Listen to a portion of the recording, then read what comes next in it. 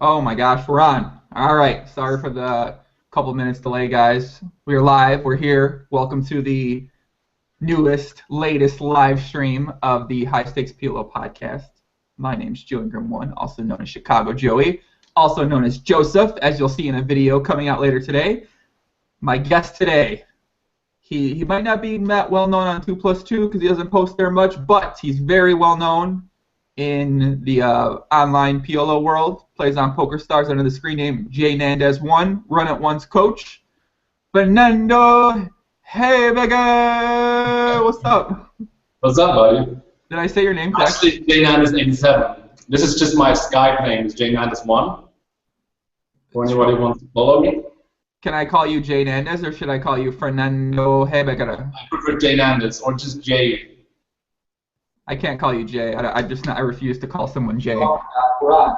All right. Sorry for that. Oh, now it's on a delay. So you can keep the comment section open on the live stream and mute the video, or you can open the comment section in a separate part for that. But yeah, guys, thanks for joining in. We are live streaming as always. Comments, questions are appreciated. It looks like we're on about 20-second delay, 30-second delay, which is pretty normal. So if you have any questions, ask them in the live stream. Ask them on 2+2 in Twitter at JNandez1 at JNandez1 on Twitter for JNandez over here. And yeah, we got some hands to discuss this podcast. We're gonna find out more about Jay over here because he's a pretty mysterious person. And yeah, so you've been coaching at Run It Once now for about how long? Well, it started like the beginning of the year, so a couple months now. Couple months now. So what made you decide to want to start coaching, start making videos on Run It Once? Well, I guess it's kind of similar when I saw the podcast with Isildrew. Mm-hmm. I think it's a very similar story, where in the beginning I wasn't really sure if I want to do that, but as time goes by, I realized that there's so many spots where I am just under pressure to produce something valuable for the community, and it just keeps me working on my game on a regular basis, and I figured that is a pretty big benefit nowadays in my game. Mm-hmm. Do you think that? So I guess you probably know the similar questions I asked Leo. I'll ask you too. So do you feel like it's only positive for you? There's no negative that comes from you doing videos, putting out maybe the way you think, maybe you're helping improve other players that are playing actively in your games? Well, I feel like sometimes you see those mysterious screen names and you don't know how the guy looks behind it, you don't know how he speaks and things, and it's probably going to be some sort of an advantage if you know how logical he thinks, I would say, or how sound his reasonings are. So you can more or less figure out that this guy's probably a guy who's thinking and how his reads are going to go in the future, while there are some players on high stakes where I'm really unsure about if they're just totally field players and just playing out of fun, basically, or if they are super logical and super nerdy guys. It's super tough to say. So I feel like when I show up in a format like Run It Once, it gives people an advantage of seeing what kind of person that is a little bit more, which is a disadvantage. But I never feel like on the table that I'm getting super exploited because of a particular video or something similar. Would you say in your videos you play extremely nitty?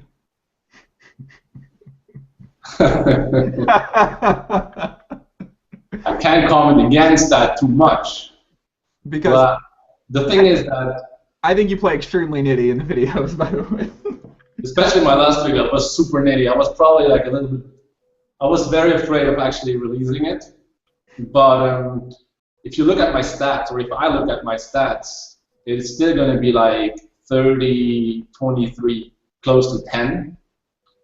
But I guess like in a lot of videos, it seems like it's a lot more controlled and less aggression that it might be off screen or off video. And I mean, obviously, you have to be always careful about exploiting someone like in an extreme way when you're on tape. So although I don't hide anything about my strategy, I definitely am careful about super exploitive things I do against a particular player. And it also is good for the other person, right? Because I don't want to tell people, you know, this guy here is exploitive in that spot and that guy in this spot. So always keep it kind of, about general strategy. But I definitely agree that my style is going to be on the nittier side if you look at the 10-20 racks. And I would say it's more on the aggressive side on the 2-5 game. See, my memories of playing with you, you weren't nitty. Like that's so. When I saw some videos, even the videos, I don't actually think you're that nitty pre-flop. You're pretty aggressive pre-flop. But when I remember you from a long time ago, you're fucking like super aggro. So I saw the videos. I was like, this doesn't remind me of the JNandez I played a lot with. That guy was crazy. Well, I got to admit that I changed up my game quite a bit. The thing is that I look at those guys who are super difficult to play, right? On 10-20 especially. And I think that there is like a delusional thing going around that people sometimes think that the toughest players to play against are also going to be the biggest winners. So then you always ask yourself, like, okay, this guy is playing so aggressive and it's super tough to play against him. He seems to have it all the time. So why, I mean, it's super tough to play. Why shouldn't I adapt and play the same style? So whenever I have some sort of, you know, whenever I feel like maybe I should play this way, I always kind of go a little bit beyond my stats and be a little more aggressive. And actually released a series now that is not online yet on JNandez1, where I'm playing a lot more aggressive. I'm 3-betting like 20%, but it's a small sample, but I'm 3-betting very wide just to show how that would work against what kind of players. When it comes to reality, I think that if I would like to change my style, and I do it obviously all the time, it's obviously going to be better to do it in small portions than just to go like and overdo it in terms of 3-betting or aggressiveness, because you're going to find yourself in a lot of spots where you don't know what to do because you never have been in there. And when the opposite, so the villain is going to be like a super good 10-20 rack, you're just going to get owned because you're not used to your spot while he is. So I always consider, and I am loosening up my game all the time, but I want to do it in small portions, especially if I play against players who are presumably very good. Well, I feel like I failed at the intro here, so let's go back to the intro and we'll come back to what you just said right here. So, for those that don't know who you are, you currently live in Switzerland. You've been playing poker for a very long time, right? Pretty long. I remember you always. So, how long have you been playing PLO for? I started playing PLO like 3 or 4 years ago. Okay. Have you been a mid-stakes like 3-6, 5-10 reg pretty much entirely the whole time? I started 3.5 years ago. I started being a professional, you can call it, so being on my own financially. And I started right away with PLO. I started at PLO 200, and I moved up pretty quickly to the mid-stakes. Yeah, I was gonna say I remember you didn't. I don't remember seeing you much at 1-2. I just remember playing a lot with you at 2. I think we played a lot of hands together over the course of over the past couple of years. So, do you remember anything specific about any sort of dynamic me and you might have had before? The only thing I remember is that you used to starting tables, and when I was getting into I want to start tables now, 3-6 deep, you were always there. And I remember that we had some dynamics going on. Debatably, I was tilted sometimes, debatably not. But I remember that I always come kind of short when I was on the losing side. So because I knew that you were pretty good, and I only wanted to start tables basically if I get some sort of momentum going on.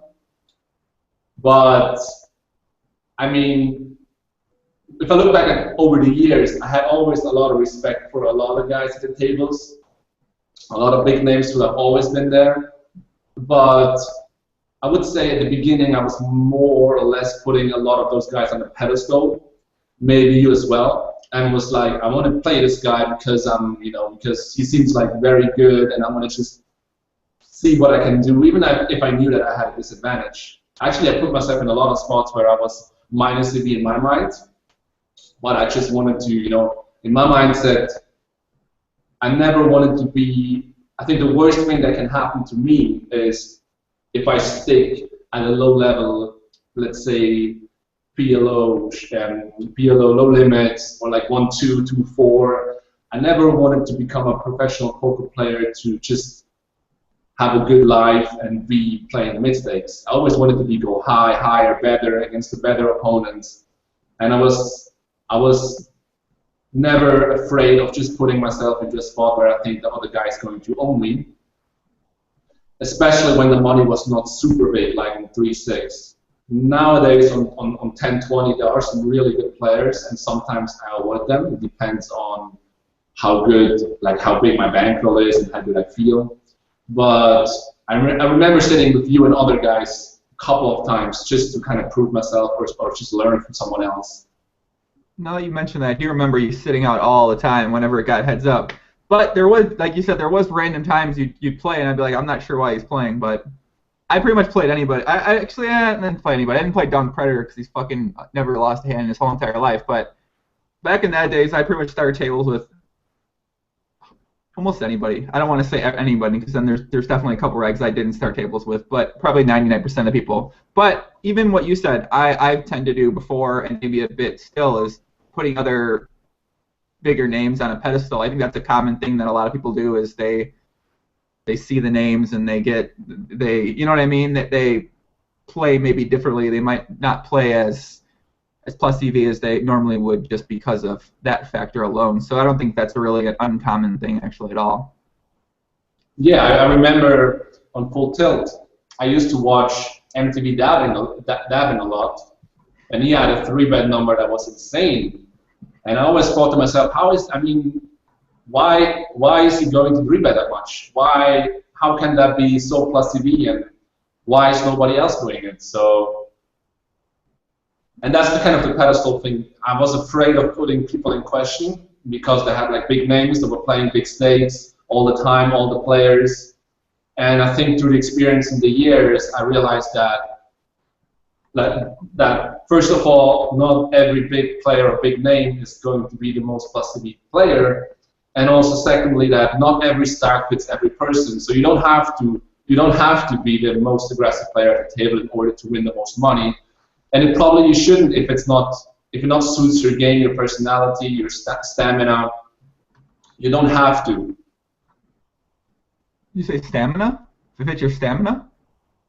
Yeah, I'm not sure if that's the right word, but I'm not like perfect in English. Close enough. Whatever. So you also okay. We've been playing high stakes for 4. Some people give long answers, and when they give long answers, I usually want to expand on 3 things, but then I only remember one thing by the time we get done.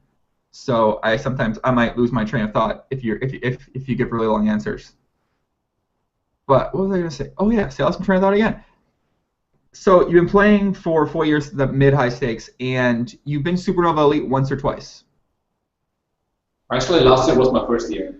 So last year was your first year. So did you find that it was pretty easy? Because a lot of people aspire to get Supernova Elite when they play online these days on PokerStars. Did you think it was something that was pretty easy? You think it was challenging for you?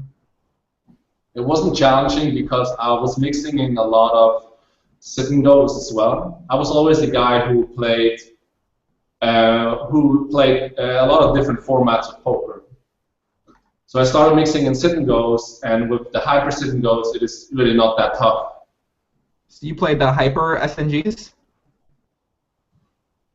Yeah, I played some, but obviously the variance is just sick, and I didn't know let's say I don't play them anymore.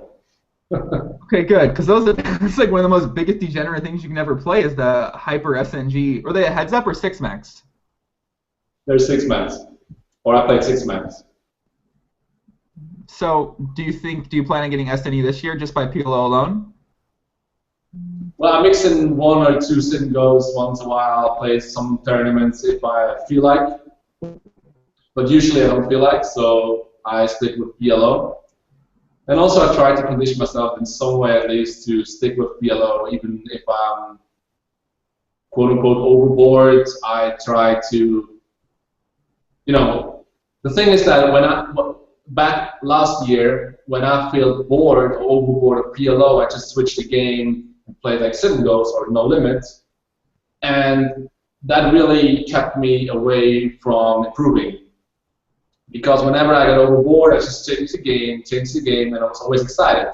So now what I do is, when I get bored, I just study a bit more, and by studying, it feels like the motivation is coming back quite easily. So I do that rather than switching games. I think that's a great approach. That's probably too strategic. Yeah, I'm not saying anything.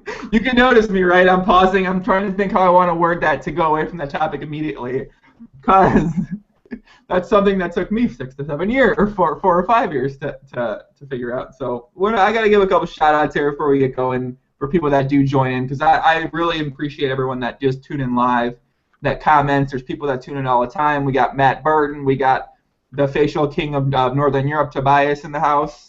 The biggest seed scripter in the whole entire world, Danafu, David Mazzi. Do you know Danfu? Do you play with Danfu ever? Who is Dan2? Danafu, D-A-N-F-I-U. Word on the street is I know what that is. He's the newest new Spanish. He's the new big seed scripter in the PokerStars world right now. So we got Dan Gallagher. Dan, what's up, Dan? Works for Blue. How do you know that with like seeding scripts? Who is using one and who not? What'd you say? How do you know which guys are using seeding scripts? I hear the word on the streets. I got the people that send me Skype messages asking me if I know who these people are. But normally you know right away. I think the guys that automatically are always getting the Jesus seats on people, like the Mexican and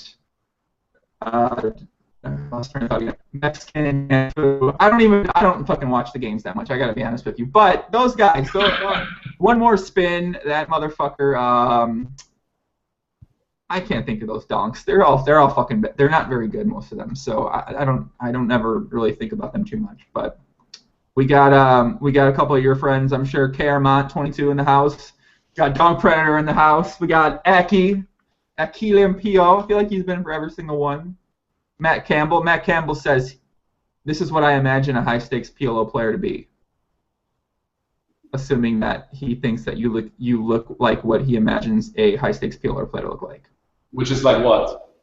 I don't know. Matt, what's that mean? I don't know. What is it? I don't know. I think you look like a normal. Like, what nationality are you actually? Where were you born? Actually, I'm Swiss, but a lot of people in Switzerland have like mixed nationalities. So my mother is Bolivian, South America. Oh, okay. You're pretty tall, right? Yeah, I'm very tall actually. Actually, I tried to figure it out in feet. Yeah, I think it's about like 6'4". Okay, because I saw a photo you put on Facebook when where'd you go on vacation? You go to Ibiza? I've been in Ibiza for a week. I think a week ago. And before that, I was in Florida for like 10 days. That was it. Yeah, I saw it. You put up that picture, or someone else put up a photo. A girl was sitting on your lap, and you were like, you had no smile. You were like, get this fucking girl off my lap. And I commented on the photo, obviously, because I had to comment on the photo. I was like, I've never seen someone look so unhappy with a girl on their lap right now. So. Yeah, that was actually a friend of mine took the photo, and he said, "Look like a boss, just like you don't care." And I think the picture represented that thought pretty well. Exactly what I thought. I was like, wait, does JNandez smile ever? I feel like I never see him smiling in any photos. He's just like a stone-faced, like coming for your money, or just that's about it, man. Focused on the grind. What's up? I got to get back to my notes here. Let's touch some other topics here on a rundown. I got to start calling these notes something. I'm trying to think of new nicknames for things. I want to think of nicknames that I can call people that watch the podcast. I wanted to call them degenerates, but I feel like that's a little bit too derogative to have like the people that watch your shit normally. So I'm gonna be thinking on a term about that. So why don't we talk about something that's starting soon, which is the Yarny prop bet. You've been following that, correct? Or no? Actually, no. Do you go on 2+2? Actually, I don't have an account of 2+2, but I'm railing some of the things. I was railing the Ubu thing. With Yarny, I think it's about 100 buy-ins in a month, I would guess. Is that correct? Let me just triple check real quick. I'm pretty sure the exact bet is 100 buy-ins in 31 days at 510 plus with Zoom, no heads-up tables, but you can play heads-up to start tables. And a lot of action, like 100K against 50K, maybe more than that's going to be on the line right now. What do you think about his chances here? I think that 2-1 is actually a pretty good price to take for the one who wants to bet against him.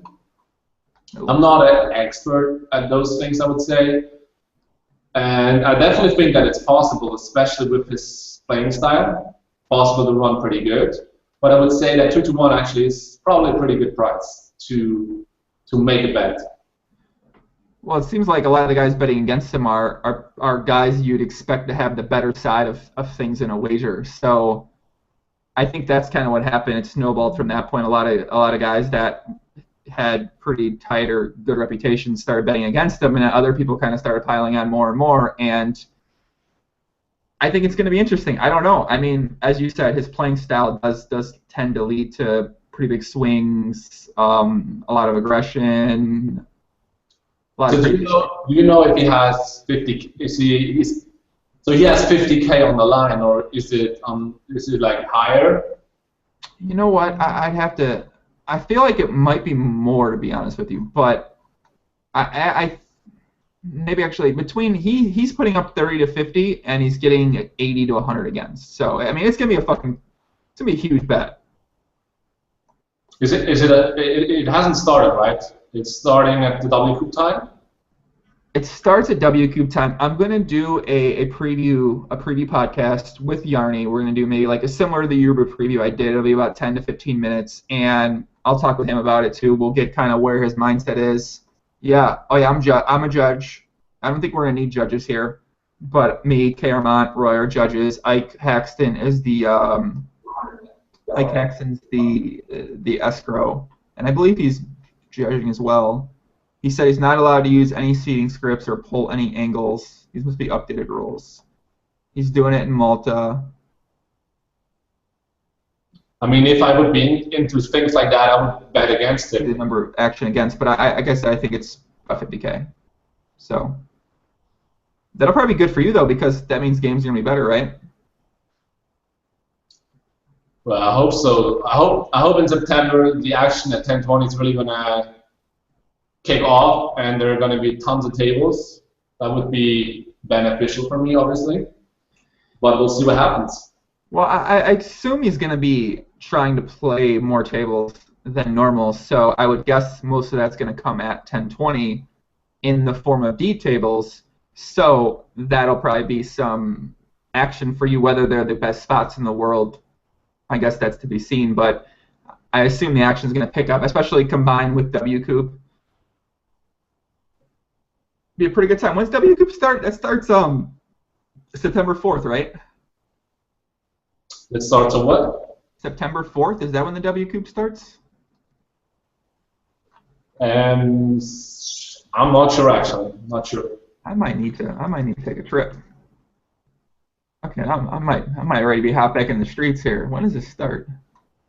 I'm busting Yarny. I'm playing with Yarny 24 hours a day. September 7th. All right, September 7th. Okay, Armand says he has his whole bankroll on the line. He probably does. That kid's crazy. He's one of those kids that care. Or Yarny's like he's like a kid. He doesn't care. He loses this money, he's gonna fucking make it back again. He doesn't care. That's the thing with like one-on-ones or like revealing your identity. It's just so tough to say like who that guy is. Is he like cold, hard thinking player, or is he just gambling his roll up here? It's just so tough to say. Well, I think he did post in the thread, and he said that like he doesn't care about the money. He's doing this for the challenge. Like he doesn't care if he goes busto. He doesn't care. And I was like, this guy. I actually believe that could be true. Well, he went busto kind of before debatably speculative reverse.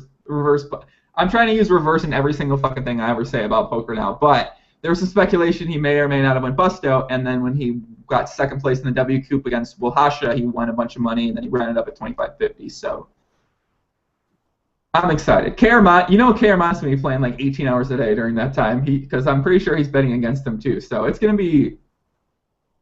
I'm really excited. Dan Fu's going to be sitting there 12 hours a day with a seating script ready to take the Jesus seat on any fish that sits down. So, fucking Dan Fu. God damn it, here. September 7th. All right, thanks, Ashley. Ashley Delaney says September 7th. So I think that's, yeah. You sent me some things on Facebook you want to talk about. One thing that you wanted to talk about was you're doing personal coaching. Yeah, actually, it's very similar to one-on-ones thing. Is that I actually didn't thought about coaching at all. In the beginning, when I started videos, I was happy with being in some sort of charge of creating content and developing myself this way. But then I got a lot of requests, actually. Like after the 5th video or so, I got a lot of requests from a lot of players, and I started to figure out how and if I want to get into that. And the thing is that I think that I took a lot of coaching back then, not in PLO, but in No Limit and mental coaching, and I really enjoyed it. I think it's very beneficial. But I sometimes, again, with some coaches, I had like some disappointing experience because there were basically poker players and not really coaches. So you have to like seek out what they know and be the coach yourself a little bit. And I think that I got some, how's that called? I have a character that is good for coaching people.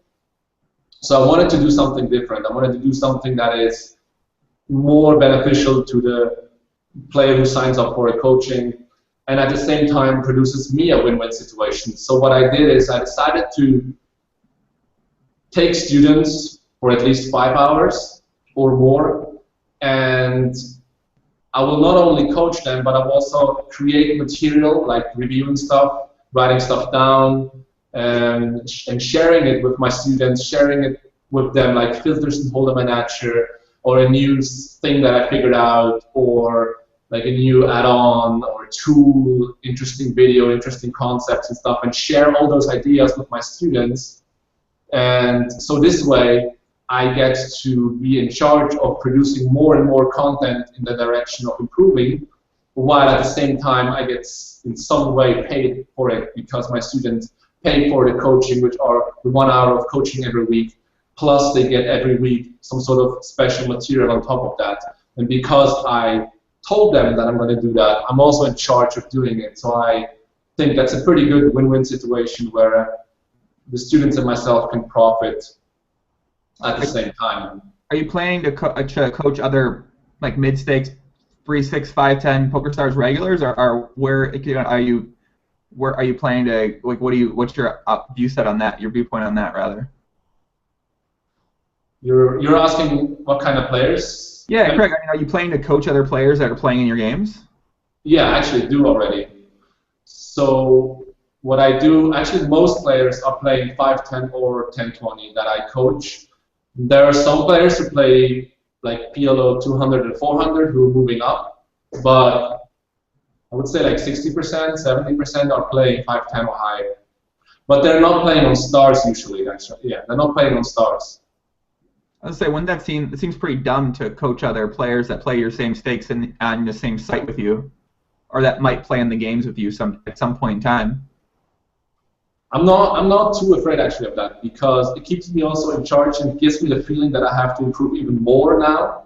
And whatever is going to sort of motivate me to do more and to be aware of the fact that there has to be more, I have to do more in order to keep my game up to the level of my competition, I think is beneficial for myself.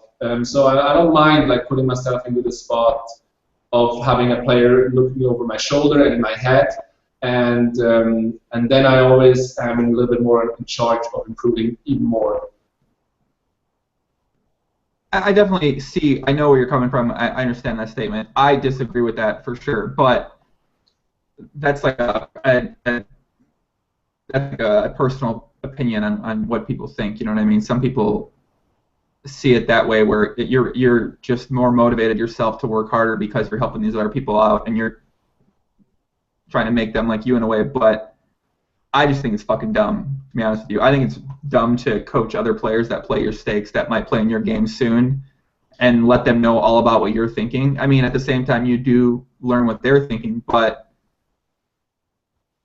I mean, I put in a lot of work in my game. I'm not really looking to like have this guy pay me like you know. I understand the coaching in general, but you know, I feel like no limit coaching is one of the big things that ruined, or that not necessarily ruined, but the videos obviously had a big effect on those because those were on a whole different level at the time and no limit. But all the coaching definitely played a big role, and that's why you don't see many high stakes guys coaching nowadays at PLO, is because you saw the effects of what happened at no limit at the same time. So I feel like people are starting to forget that though now, because it's been a couple of years since that happened in the no limit world. And I definitely see where you're coming from that point. It's just like you're saying, it's just like two different opinions. Yeah. You can argue back and say like, if I'm not going to do it, like Drew said it, someone else is going to do it, or if someone really wants to get good, they're going to get good.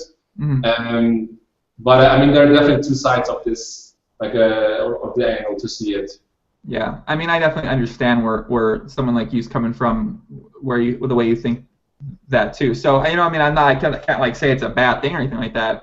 So it's just something that I've thought about before, because I thought about doing coaching, but I would only coach guys that play like 10 cent, 25 cent, or 25 cent, 50 cent. I don't really have any interest in like ever making anyone else directly better that I'm going to be playing a lot with. Like, I'd be so fucking tilted if I did that. There was one guy I talked to, and I don't want to say who his screen name is, but I told him a lot of my method to how I table select, seat select, and how I view the whole entire table as a whole, and how it affects the EV of each seat. And the motherfucker essentially did exactly what I was doing, took all the seats that I would plan on normally taking in the games, and I got so tilted I have never talked to him again. I just won't talk to him again. I'm not going to. I'm never going to talk to anyone on that level of strategy again in my whole entire life. Unless you want to share like who that guy is?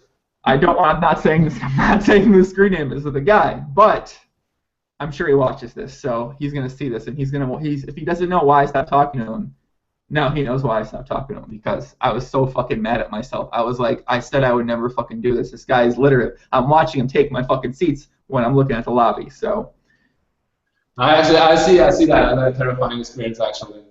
Yeah. Actually, I would love to coach people, 25 cent, 50 cent, but usually those guys are not going to pay the hourly that I'm requesting. I thought about this as well. So what I did is, some guys are unsure if they want to invest like 5 hours with me and the whole coaching thing where I'm like taking care of them. So what I did is I decided I'm going to do something cheaper, and there's now the possibility to load up your video. You can talk on it or not. It doesn't. I mean, it matters. I would prefer you talk on the video, but you can upload your video on YouTube, send me a private link, and I'm just going to review the whole video. I'm going to write down what I think about it, so you have a document at the end of the day. So this is actually a cheaper version of the coaching, and for doing all the administration things and the way you can upload your video and stuff, I signed up with another site that is called omahawinners.com, and on this site you can upload the video and stuff. But I don't want to make too much commercial here. Advertisement. There's so much coaching. There's so much potential coaching going on in this. I'm gonna have to delete this podcast off the internet, man. I'm gonna have to edit this whole entire part out, because I've never heard of this site. Now I'm looking at this site. Oh my God, they've got all these. Oh my God, look at this.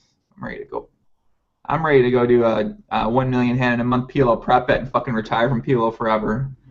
Fuck it. Let's go. I'll bet my overall. I'll 3-1. I'll play 1 million hands of PLO in a month. I'll put up $150,000 if I can get $450,000 against right now.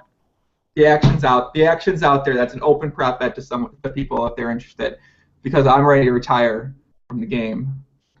You will retire? I'm retired. I will retire. I will retire after that prop bet. If I win or if I lose, I'm retiring from the bet. If I lose, I'm finding a woman who's financially well off. I'm going to satisfy her with sex. I'm going to satisfy her with love. And she's going to satisfy me for the rest of my life. So, are you then going to change the business into the sex into the sex industry, where you're like teaching guys how to move on from base 1 to base 3? Wait, did you know I was working on it? I'm working on a site like that. Did you know that? Are you transitioning for me, like subtly or what? I know your podcast. Oh yeah, I'm working on that training site. Well, the name of it's Sex EV, because you're trying to improve the EV of your overall sex. But DoHerOnce.com. What'd you say? DoHerOnce.com, or how's it called? Do her once? No, you want to do her multiple times. You want to get better at sex over time. You want to have better sex. You want to make love. You want to make her fucking. You know, that's what you want to do, kid. Speaking of sex, what's your life like in that department? The women, are you more of stars right problems? Oh my god, I just lost $100. Fuck. God damn it! I wasn't supposed to mention. Drop the name. Some guy who gave me a free roll. He's probably never gonna pay me, but damn it, I mentioned his name, motherfucker. All right, well, are you more like a stars right problems? Are you more like I don't want to say anything about anybody. Yeah, what would you say? What would describe you the most in that area of the world? Do you think like in terms of women or lifestyle? Yeah, lifestyle, women. You seem kind of like you might be like a low-key secret playboy kind of to me, though. A what? Sorry, again? You seem like you might be a little playboyish to me. You're tall, you know, you're successful with poker. Actually, if you're tall, it's a pretty big advantage. I know you know that. But when I started my poker career, I've been in a relationship final like 3 years, and then when we split up a year ago or something like that, I felt like that I would like to move together with other people. I don't want to live alone, and also it's pretty tough for a professional poker player to get kind of in the social world, right? Because your job is very different and alone. I mean, LaFord talked a lot about this stuff. Actually, I'm a big fan of his podcast. Just as a side note, I watched the LaFord podcast, which was 3 hours, already 4 times, because there's so much good things in there. I know there is. God damn it, I fucking know there is. But going back to me, I'm a guy that likes to work a lot, because obviously I'm a poker player, so I love it. But also I like to socialize. The thing is that if you live alone, then you have to obviously make appointments with people, and they will expect you to stay with them for a couple hours because you make an appointment. So I decided I want to prefer to live with other people together.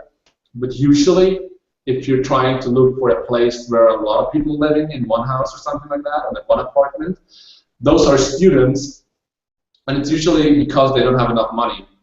So I didn't want that, because I would like to live in a nice apartment, have my office at the same place where I'm sleeping or living.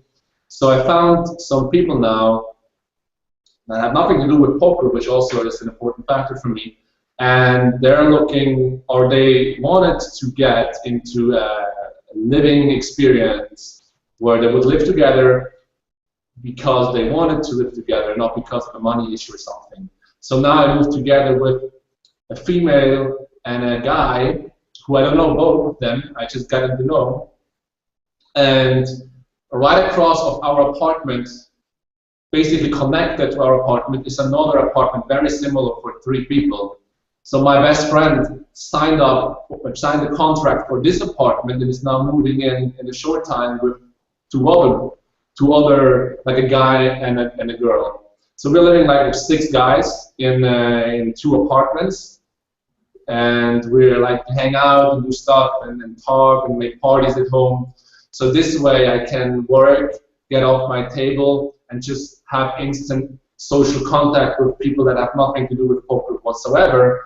And I felt like this is exactly what I wanted, and this gives me a much better balance than if I would live on my own.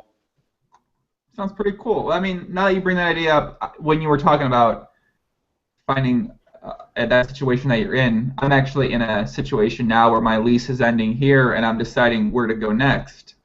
And I've normally lived by myself. Oh, and actually, I live with roommates for off and on too. But that got me thinking about maybe I should think about finding a roommate instead of moving by myself. If anybody out there plays PLO and you're good, and by good I mean you're like fun to talk to and you're good and you're not a total fucking like weirdest person ever, let me know. Hit me up. Let's move any country. We can pick any country in the world. I can afford to live any place except the very mansion places. I can't live there, unfortunately. I'm not that rich. But it's interesting that you mentioned that because I think it gets pretty normal for professional poker players, especially the ones that don't play like 50 cents a dollar or something, that you want to only talk with people about poker that are in some sort of similar situation like you, or some sort of who have the same amount of experience or playing kind of as good as you. And with basically all other people, you don't really want to talk about poker because it's just, you know, it's just you get sick of all those questions and stuff. So that's why I decided I actually don't want to move in with some other guy who plays poker or something similar, because it's very likely that it's just going to be annoying and not and pleasurable experience. Do you think you mean you don't want to move in with someone that plays like a similar, like you wouldn't want to move in with somebody like a Lafort or like a K.R. Mont? You'd rather live, or more like a small stakes guy type of thing? No. I'm saying the opposite. I only enjoy talking with about poker with people who are on a similar level than me. So if like some sort of dude would say, let's move together and do an office, and he is totally unprofessional because he plays probably with super low stakes, I don't think that's really pleasurable for me. Obviously with LaFord, I would move in anytime, no homo, but I was gonna say, give him blowjobs in the bedroom. I don't know. He might be interested. That's what you said. LaFort's Actually, I was the guy who asked LaFord if he actually eats 6,000 calories a day, because I thought that was pretty unlikely, but I wanted to know. Dude, he might. I don't know. He seriously drinks 15 million bottles of water a day, he says. So he goes to the bathroom 845 times, he told me the other day. He counted. He went to the bathroom 845 times. It was unbelievable. I couldn't believe it. But we had a prop bet that he couldn't go more than 800 times. So Dan Fu says, come to Budapest. I'm not living with you, Dan Fu. I don't care. I'm not living with you. You Spanish. Unless you give me the seed script, then I'm in. I'm coming. I'll come there if you give me the seed script. But if you want the seed script, you mean the seed script from Russia? I want the Russian seed script. Give me the Russian. Bring me the fastest Russian seed script, please. Dear Lord, man, I want. I'm ready. But to touch on the topic that you said, you mentioned about when you talk to people that play a little bit lower than you, it ends up being a lot of questions. And what I've noticed, I don't necessarily hate talking to people like that. There's a couple guys I talk to on Skype that I know from Liquid Poker that I enjoy talking with, but it's never any conversation. Actually, this is kind of how I felt with my girlfriend. This is gonna be bad in a way, but I felt like it was just me. It's just like me giving out information or me talking. It's not really me getting back anything I'm learning. Like I don't feel like I'm really learning a lot. And when I'm having a conversation with a lot of these people about poker, it's just more like them talking, me being like, LOL, what do you, like, okay, like, I mean, I understand why you think that way, you're fucking new, but, like, it's very flawed logic. Like, the strategy you're talking about, this hand right now, like, I just would rather not discuss it, you know, I would just rather talk about it.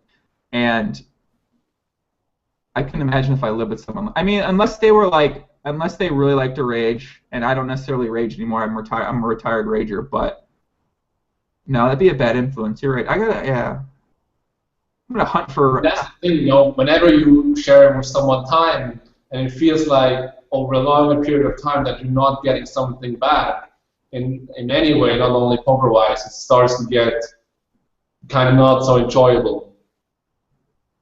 For sure. I said that was. I don't want to talk about relationships on here. So now you're single, right? You're single for about a year. Yeah. So do you date a lot? You just fuck a lot of women? Like what? Like oh man, I gotta be professional here. Do you enjoy taking a lot of women out for dinner and drink wine like Lefort does?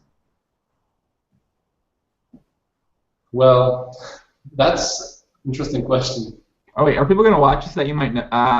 Yeah, I see your point. I would say that I enjoy being around women. Obviously, I live together with a female, and another one is next door. Actually, when I moved in here, we decided to have two females and me living in this apartment because I just felt like, it's so much easier to get women to know if you're living with two other girls together because they're gonna, women know women and they know other women. Look at this game theory over here. That's my strategy on that. But we found that. Why don't you hit me up? I'd like to live with another tall guy who enjoys talking to women, likes playing PLO. Hey, that's my kind of party right there. That's my kind of situation, man. I don't know Switzerland. I'm pretty sure Switzerland is part of the European Union, right? But yeah, I mean, but I also, when I'm talking about all the women's strategies and stuff, there are a lot of misconceptions, I think, in regards to that people think too much about all these techniques and think too much about they think too much about how to get a women interested in them with some sort of tricks or some sort of technique, I would say. And what I discovered is that it's a lot more important to focus on yourself and to become a valuable person. So, but a real valuable person. And by that I mean someone who, knows a thing or two, is successful, goes to the gym, has some good eating habits, is like friendly, happy in his life, even without having a woman on his side. And then if you are that kind of person, become that kind of person, then you're going to attract women around you anyway. I feel like you were just describing me with those qualities. I appreciate that. Thank you very much. And I would very much agree with what you said, because a lot of times it's, if you carry yourself more confidently, if you carry yourself around with, and it's easy to be confident when you do have some success, whether it's with poker, whether it's in the gym, whether it's, a varying degree of different ways, but that definitely is going to improve your chance as well. But it's also good being tall, like you might be, or debatably I might be, depending on who you ask, apparently. And I think sometimes some people just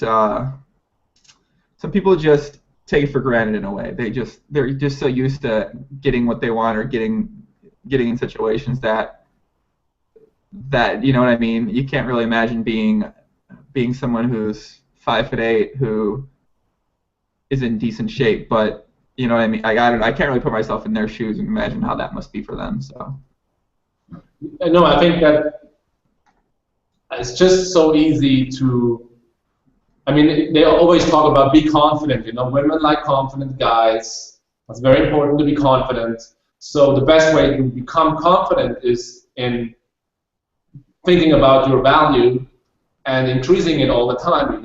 Going to the gym increases your value. That's why it also increases your confidence, and knowing 2 or 3 things actually increases your confidence. And being successful in business or in poker, any profession, is also going to increase your confidence. So rather than thinking about how to trick someone into thinking that you're a confident person, just become one, which is more difficult to do, but it's actually, what life is about. It's about becoming the strongest version of yourself. And in the way of doing that, women and all people around you can realize that this guy has some potential, this guy has some value, this guy is not like the other guys who are happy with being average or being satisfied with some average score in anything, and then you're going to attract them anyway. So I think that's like my take on women's strategy. I feel like I write a lot of, I've been writing a lot of stuff lately that kind of harp along that same theme, that same idea, and I feel like I've gotten a little bit of backlash in a way from people because so one thing you just mentioned was you meet somebody who's not fine being average, but they want to be more than average. They want to be great at something. They want to be a great person in many different areas. And what I was writing about was that actually takes a lot of work. You got to really dedicate yourself, and you got to work hard to do that. And some of the feedback I got from some people was, well, not everybody wants to work, and everyone wants to work all their work for 4 years straight or 3 years straight to put themselves in this excellent position. And what I try to explain to these people is that, yeah, it's work, it's sacrifice now in the current moment in time, but in the future, it's some possible success you can't even ever imagine. And success can be viewed in different ways. It could be success in a situation where you're attracting better quality of friends, the amount of money you make, the type of living situation you have, the type of, maybe your family situation changes, women's situation changes, and that was one thing I was trying to get across to the people that kind of rebutted with, well, what's wrong with being average? And I don't necessarily think anything's wrong with being average. It's just that I think you enjoy yourself more as a person when you can push yourself to the limit and try to reach an ultimate level of success at something. Yeah, I mean, all those things are there to make you happy finally, and happiness is very subjective, and you can't even imagine how happy you could be. You're probably just in a delusional situation where you think you're happy, but there's a lot more space to the top. You could be a lot more happy if you work. I mean, and it always sounds like work is the enemy. It's really not. That's what life is about. And I think it just became too easy to be super lazy these days. It's just so easy to just don't care about your life, which is so important. It became easy to not work, have enough money to, in Switzerland, if you don't work at all, you have an apartment, you have food, you have friends, you actually get women if you have no job whatsoever. So earlier, thousands of years ago, if you were lazy, you would just die. You would just have no food, no women, you would just be the guy who has nothing accomplished. And these days, it's just so easy to become one of those persons that is just not achieving anything. And obviously, not everybody wants to have success in business, but I guess everybody wants to have success in life and be happy. And the way to do that is you have to work for it if you want to be happy. It's not going to come from itself. If you're not happy, it's your mistake, it's your fault, so you have to do something about it. And you have to do something about it every day, because happiness is not something that's just going to sustain by itself. It's going to sustain because you're working towards something or about it. And I think that it's very important to be always aware of how to improve your life in order to be not only today happy, but also tomorrow and the day after. You said, so we keep saying work, and you said work, and I said work, and you said, well, I have to work, but work's not always a bad thing. It's not always like you have to hate work. It's like, so we're talking about getting in better shape. You don't have to hate, you're working at getting in better shape. You're working at eating more healthier. You're working at going to the gym.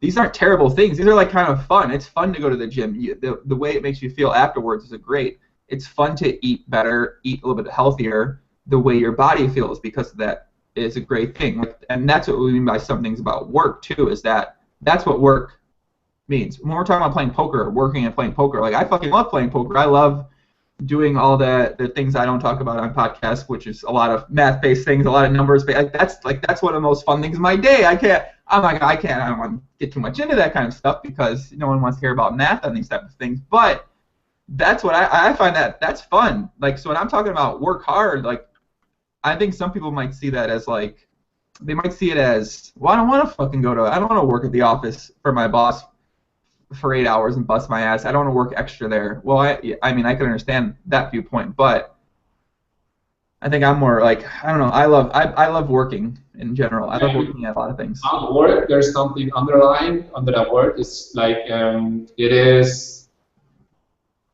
Often work is in content with something negative. If someone tells you I had a lot to work, it always sounds negative. How was your day? Well, I had a lot to work. Sounds negative, right? But it actually probably isn't. But in people's mind, it is.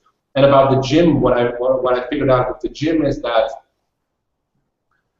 And about a lot of things is that, first of all, you have to invest something. You have to probably put in more than you get back. And when I talk these days with people about my gym, you know, I go like 6-7 times to the gym a week. They tell me that I'm so disciplined going that often to the gym, but I'm actually not, because it becomes so easy when you got through the first base, you know. You have to, when you start working out, when you start doing something new, your brain needs a lot of capacity, it takes a lot of energy, it takes a lot of discipline. But when you got through all those things, and you still are doing the thing, then it becomes a lot easier. Actually, I can't hear you. I'm not talking. I'm trying to. So it keeps changing over because my webcam's by my speakers, so it keeps coming on me as I'm like watching you, and then it keeps switching back at me instead of switching off you. But go ahead, get back to what you were saying. You're making a great point. I said, I think that actually something recently I heard is like the thing about passion, is that people always want to do something that they're passionate about, which is fine, but passion is a circle. I'm referring here to Elliot Hulse, if you know that from YouTube. He's a famous YouTuber, Elliot Hulse. Talks a lot about stuff in life in general. And the thing about passion is that passion is a cycle. So you start with something, let's say with the gym, and you're totally excited after the first session. You start telling yourself, gym, and this is the only thing I want to do. I want to go to the gym. And then after a while, you get less and less passionate about it. And then the kick is gone. And now you're either one of those guys who says, well, I'm going to look for something new, because you want the kick, you want the passion right away without working for it.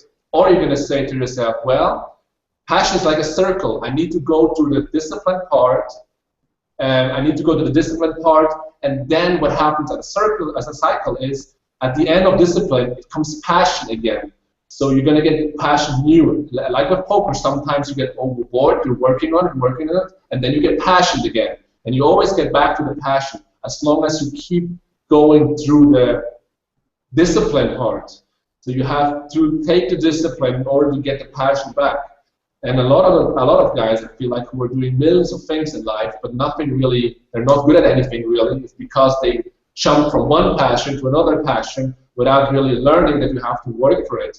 And I think this is like how passion works. It's nice to be passionate, but you have to work for it to get the passion back. Same actually in a relationship with a woman. It starts super nice, super sweet. You want to see her every day, but then it gets a little rougher. You have to work for it. You have to work for a good relationship, and then you get back to passion once in a while. The circle goes on and on and on. So how do they say, do they have any recommendations for someone that might, they're super excited about when they start off the gym, for instance, or maybe someone like me who's recently transformed my diet to the LaForte diet, the LaForte Nutritionist Specialist Diet Program.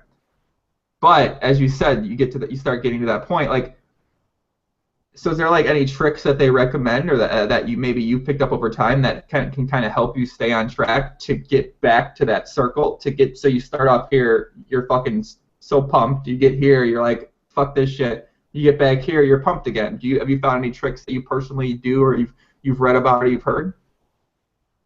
I think how I can relate to that is that I took like 10 hours from Jared Tendler, the mental coach, but I was not talking with him at all about guilting problems or anything. I was talking with him about how to become a happy and how's that called? A person who works for his own.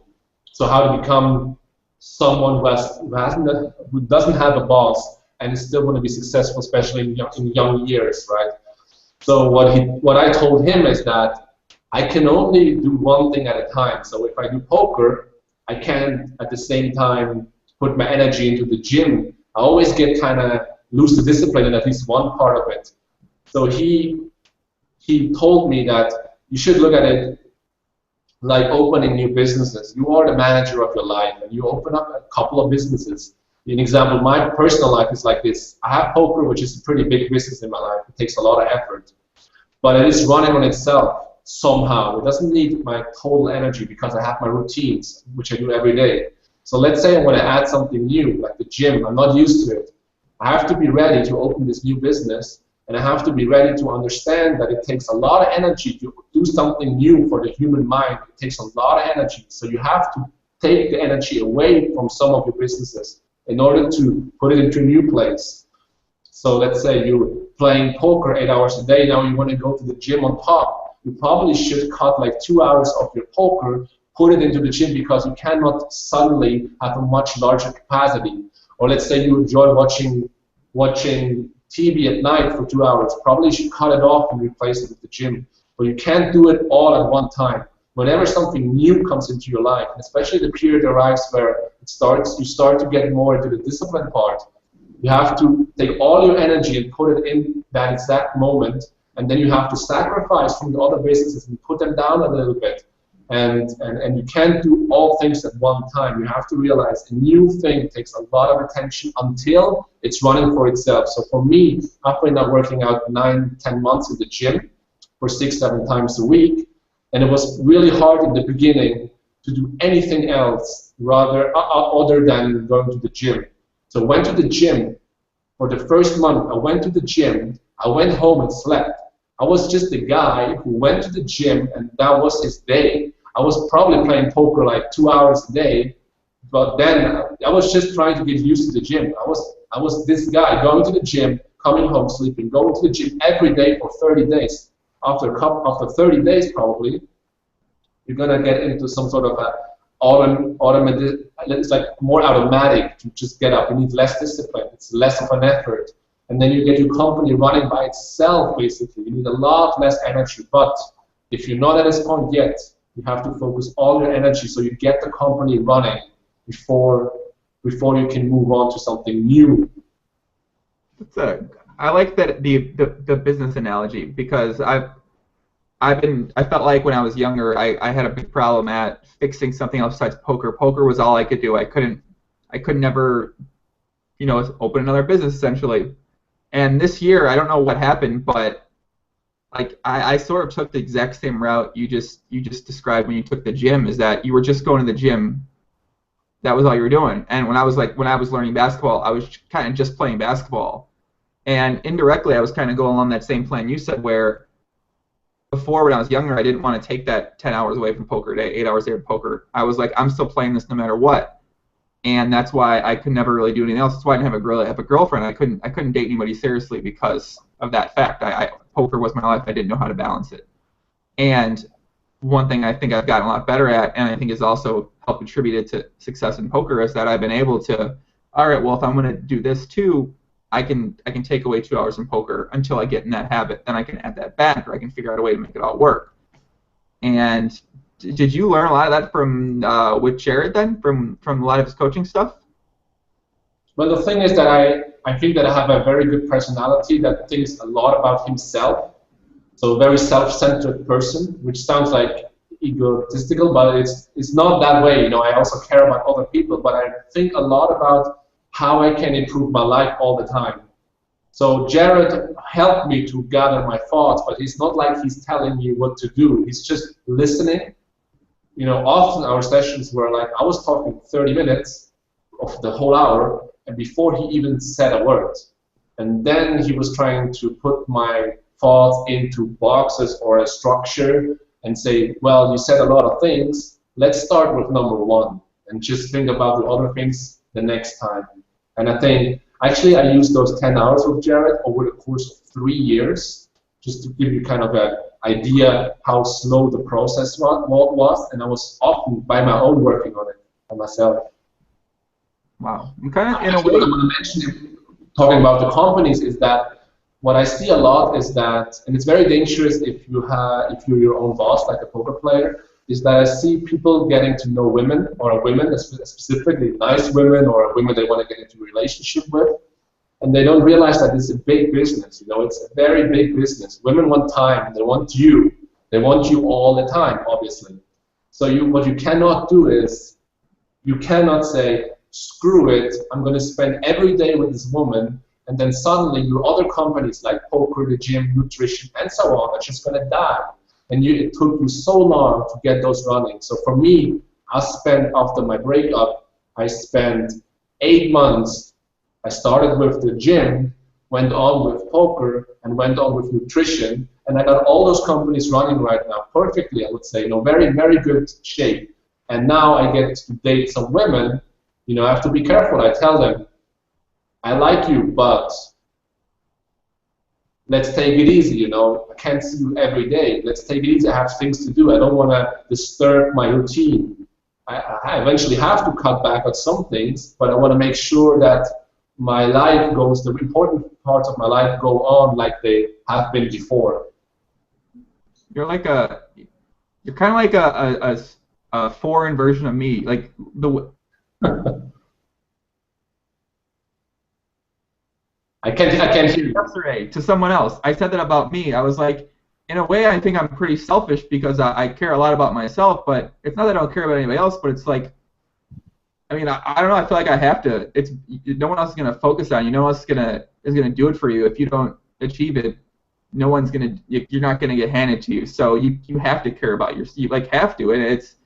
And when you tell some people sometimes like I really care about myself, and they take that as you can't care about them. And I try to tell them, like I try to tell Aaron, for instance, I was like, just because I really care about my life and staying on track, like as you said, that was one thing I used to always do. That's why I didn't date, was I wanted to focus on my poker and on the gym, and I didn't think I had enough time for somebody else to even put in there. So so you had the conversation with them. You would say, hey, like I don't want to see you every day. It's just I have to do my stuff. But whereas I just wouldn't even consider it. I wouldn't have the conversation because I knew it wouldn't work out on my end. I knew I couldn't give them it. I had poker was like 24/7 for me. But as you see, that's what led to me getting to a point of finally sort of breaking through and having that ultimate level of success that people kind of dream about having. But it took a lot of sacrifice, and I think that mindset that you said, that I think that really does work. But the mindset that I'm talking about is like me talking now with being close to 30 or 27. But when I was together with my earlier girlfriend, I was the same. I was exactly the same. I was 24/7 poker, and the business of girlfriend or relationship was really bad business.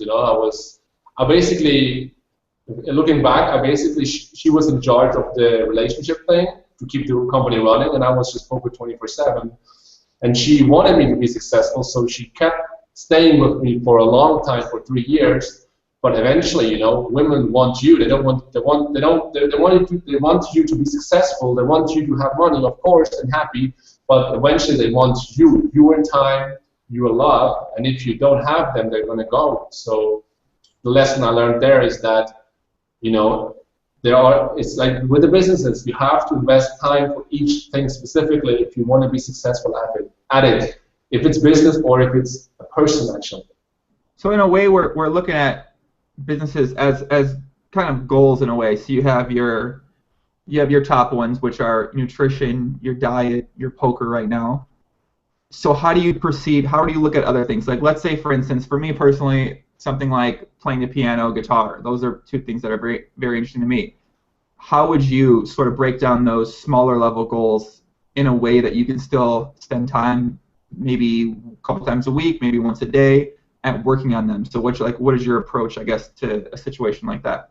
Yeah, so let's say after poker, the gym, nutrition, obviously social things like my family and women, I get to do my hobbies, right? So what I like to do is I've specialized myself the last couple of years with poker, and I think this is good. I'm proud of it, but I also know that I'm not as well educated in a lot of things like other people are who are constantly around, savvy people, quote unquote, that they talk about things, what's happening in the world and so on. So what I do is I bought myself books that I like. I like the topic, but I also want to just have the knowledge. So I bought some books about general knowledge, an example. So in the breaks of poker, sometimes I take like 5 minutes and read 2 words or two guys and read what they've done in life, and then I think like, well, okay, that's pretty interesting. Maybe I should know that.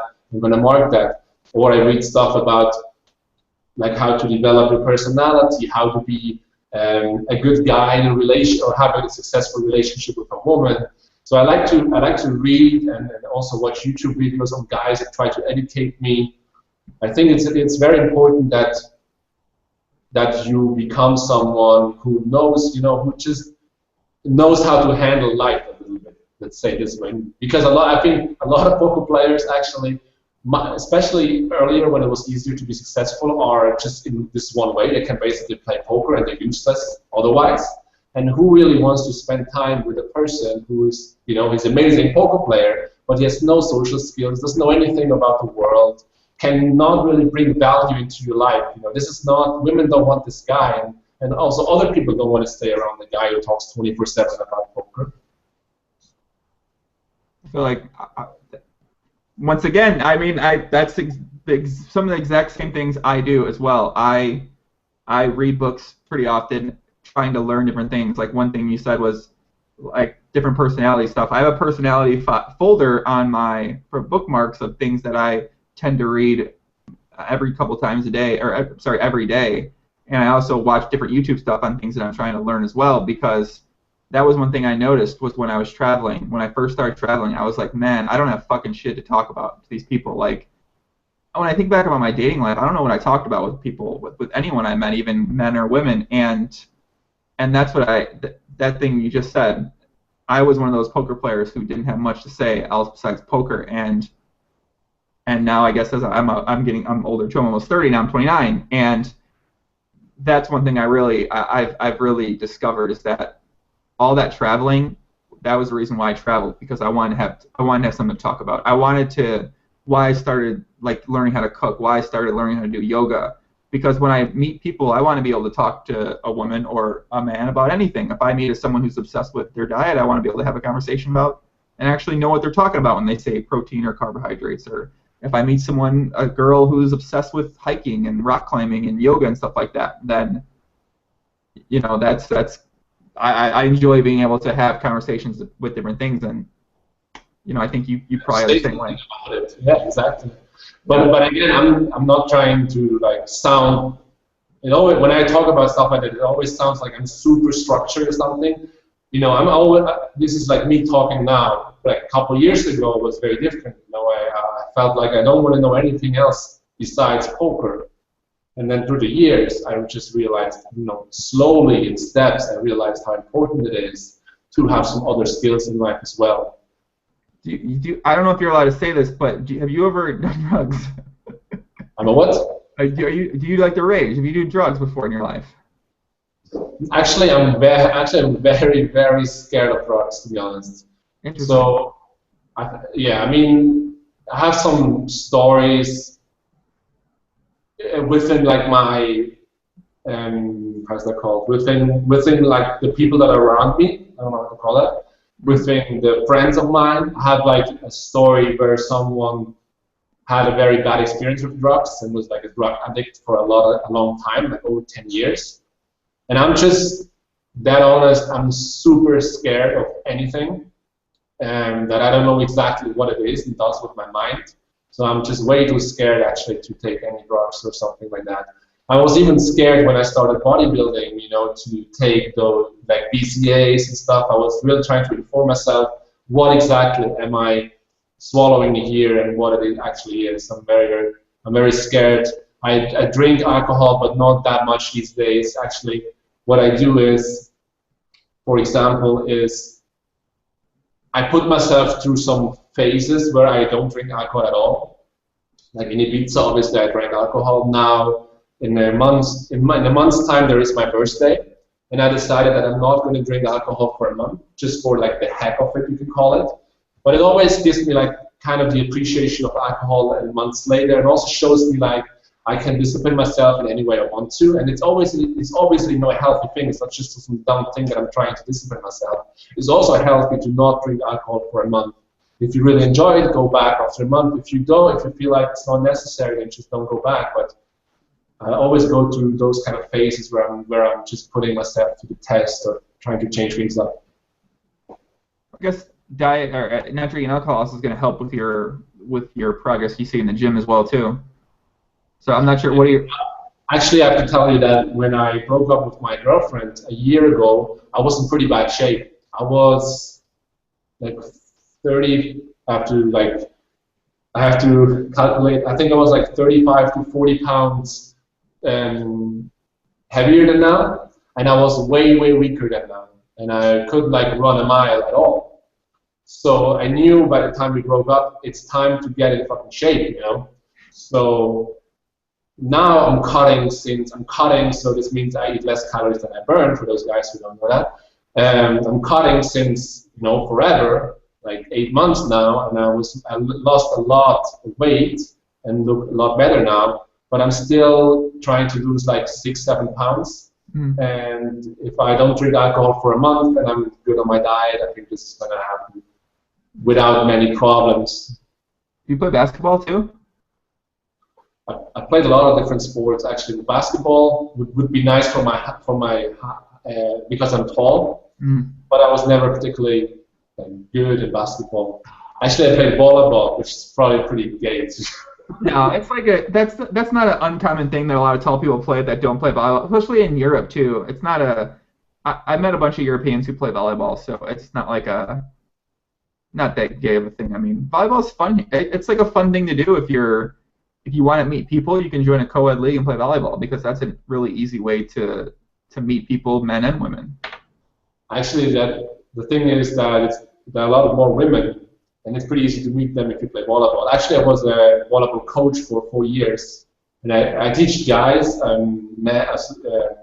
boys. I teach boys from 17 to 21. But I mean, obviously, if you are the coach and you're like 20 yourself of 2 teams at your volleyball, I don't know, team where there are also a lot of women, you know, it's not that hard to get women to know, obviously. You're a women game theory pro over here, man. You're like, I'm coaching him in volleyball. I got a lot to talk to him about, man. I have a very similar outlook on it. That's all I will say about that. Tobias, my friend, says, friend of the podcast, he's got to go. Shout out to Fernando. Extremely interesting person with many interesting ways of thinking about life. Thanks, Tobias. I'll see you on Twitter, my friend. Tobias enjoys getting facials, by the way, from women. I already mentioned that once, but yeah, I'm trying to see through the comments. Let's have a look. Nico says there's an Asperger syndrome inside every young online pro. The thing is how you evolve from there. I don't actually know what Asperger syndrome is. I'd have to Google that to get the exact definition. I think that's something to do with that guy in the movie had that, I think. It's often considered a high-functioning form of autism. It can lead to difficulty interacting socially, repeat behaviors, and clumsiness. That makes sense, actually.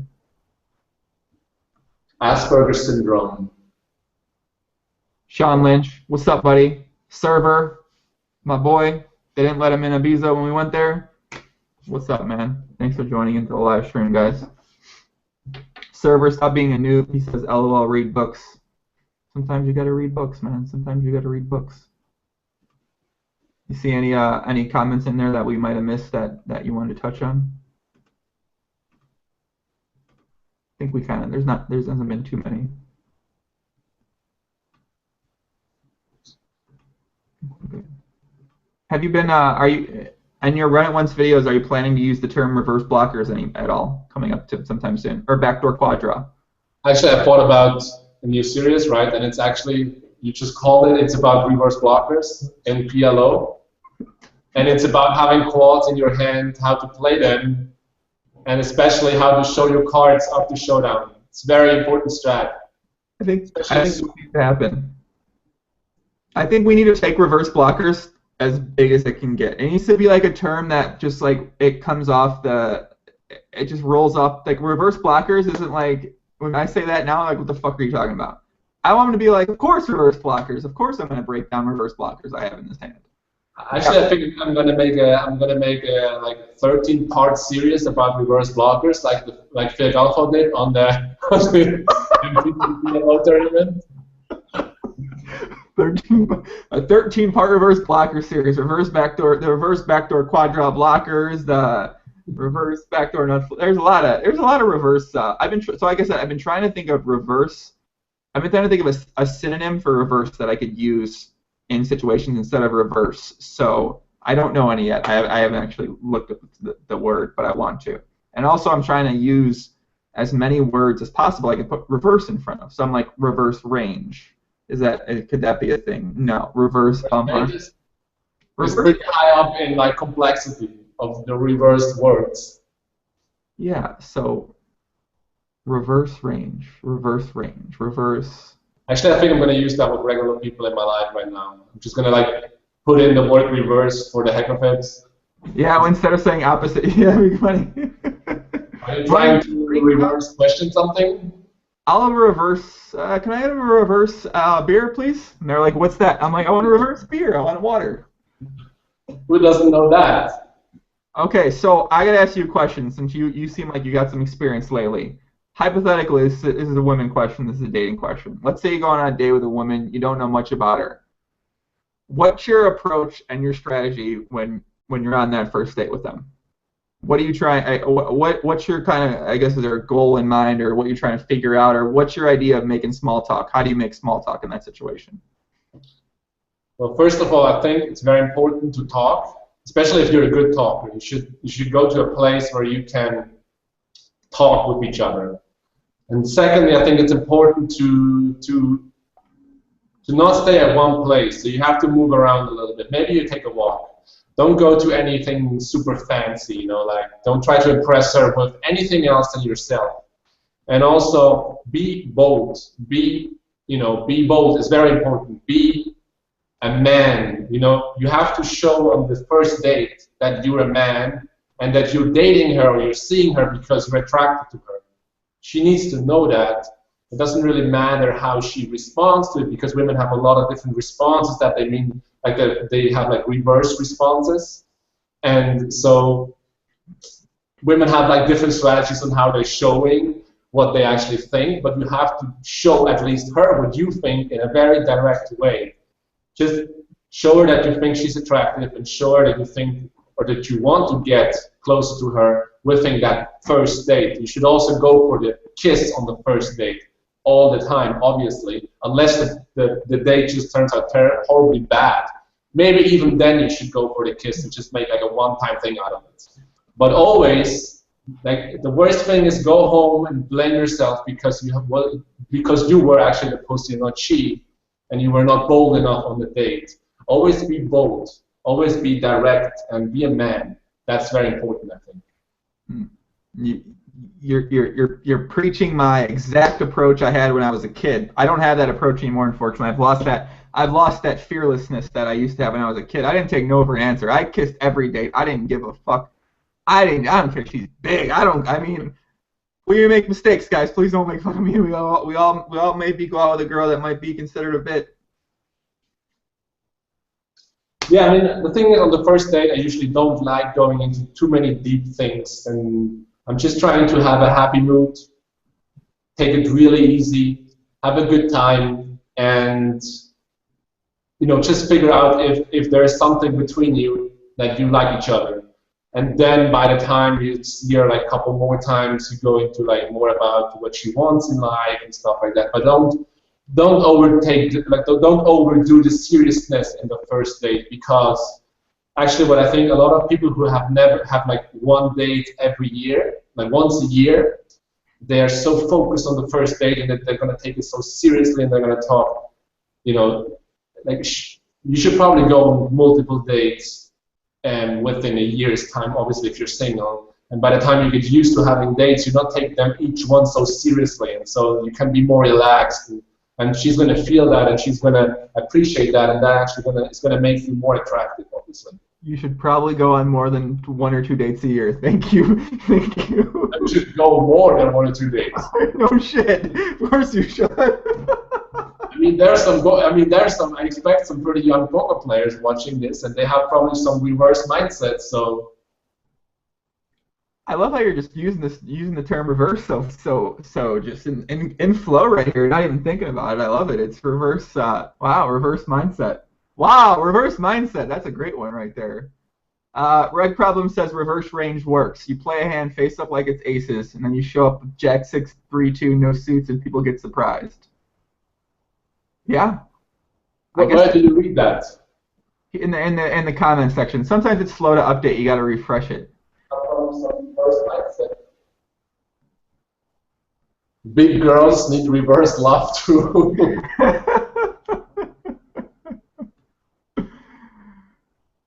Big girls, yeah. Or any reverse love. Yeah, they need something. Reverse girl strat. God damn, we're just throwing reverse in front of everything now. Reverse reblock. What is Server talking about? He says like blonde or brunette, tall or short. Oh, Server, he's lost. He's a I don't know. Server. Server's a young friend of mine. He came to Spain with us, but they didn't let him in the country because he's Russian, I believe. He had a Russian passport. So he flew to Spain with us from Washington D.C. and they sent him back home on a goddamn plane. Poor guy. I missed him. I was so excited to go to Spain with him when Ibiza. If he would have went, I never would have moved to Australia and lost all my money. So it's all his fault that I host this podcast right now. Thank you, Server. Actually, I heard in the last podcast that you have some reverse experience from Ibiza, right? I have some great experiences there, yes. That's where I met my Australian girlfriend. I met her at Ushuaia, which is the best club in the whole entire world. Do you think Ushuaia is nice? Was it cool? Did you go?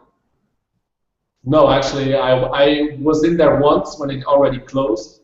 You know, the thing is that a lot of the clubs, you can call it, in Ibiza are more like concerts. So all those guys like DJ, like David Guetta, like, I don't know, Swedish House Mafia Storm, but like Avicii and David Guetta and stuff, they're superstars right now, which means that it's a huge stage and it's just like a concert. And I've been there with a couple of guys, and we want to go to clubs, you know, where you get to know people. And concerts, I mean, that's like a women's strat now in Ibiza, is that when a woman pays 50 euros or 70 euros for a concert, she is there to watch the concert. She's not there to socialize with people. She's there because she paid 70 bucks, she loves Avicii, and she wants to see every second of him. So that's why we never went to those concerts. We went actually to bars and clubs and day parties, pool parties, beach parties, and stuff like that. Oh my God, that's some genius shit right there. I can't even, that's some good stuff. I have to note take. I'm gonna have to watch this back 4 times like you watched the LaFord podcast back 4 times. That's I met the girl Stephanie. I met her. We were in the table area, the VIP area. So it's a different bit of dynamic in there because obviously people in there can afford to be in there. And she was like in the back section. I walked back there. I started talking to her. I was like, I was so good. I didn't talk to any women that whole trip because I was kind of in love with someone I met at the Ferrari shop when I was shopping for Ferrari when I was on Upswing. But I was in love with this girl. I'm like, all right, I'm gonna go to Spain. I'm not talking to any women. Fucking me, man. I'm raging. I'm having a good time. I may or not be in the influence of something. I walk back. I see this tall girl in a red dress. I'm like, hey, what's up? She's like, what's up? I'm like, you having fun? I don't know. I start some bullshit, whatever. She's with 2 guys, 1 girl. I mentioned it before. And her friends were totally fucked up. She's like, I want to keep going. Ushuaia closes at midnight. She's like, I want to go over to Amnesia, I think it was. I was like, well, why don't we go? She's like, okay. I'm like, oh boy, I already know how this is going to end. And sure enough, it ended up me going to 3 different countries with her, going to my first music festival ever, and moving to Australia to date her and live with her. That sounds like an amazing reverse experience, actually. That's why I don't talk to women. That's why I limit my women interactions, because that's just what happens. I don't understand how it just happens. I can't avoid it. And the last 2 times I didn't avoid it, I had my biggest losing session ever in a hotel room, and then I subsequently lost most of my money in Australia. So Server asked your preference on girls. I don't think you have a preference of women. That's my guess. But if you do have a preference of women, I'm going to guess it's tall and blonde. No. Actually, I don't like blonde women, actually. No. You don't like tall women? No, blonde women. And I don't like tall women too much, to be honest. Are there not blonde?